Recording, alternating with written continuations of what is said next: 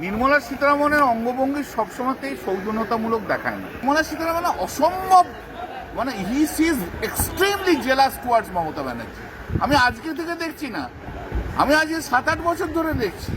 C is extremely jealous. Why she is jealous? ও জীবনে কোনোদিন প্রধানমন্ত্রী হতে পারবে না, ও জীবনে কোনোদিন মুখ্যমন্ত্রী হতে পারবে না, ও জীবনে কোনোদিন ও প্রদেশের নেত্রীও হতে পারবে না। ও একটা রাজ্যসভা থেকে জিতিয়ে নিয়ে ওকে নিয়ে এসে রাখা হয়, জানি না কি মানে কিসের কারণে, যাতে ওকে একটা অর্থমন্ত্রী বলবে। She doesn't have the capability to handle the finance matters. She doesn't have any experience to speak about that. একটু ঝগড়ুটে টাইপের আছে।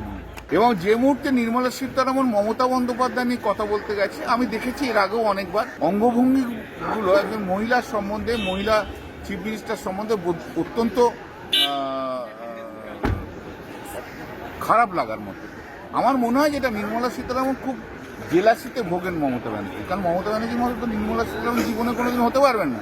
উনি একটা রাজ্যসভা থেকে জিতেছেন, কিন্তু মমতা ব্যানার্জি একটা দেশের নেত্রী, ওর একটা জেলাসি রয়েছে। She is having a jealousy.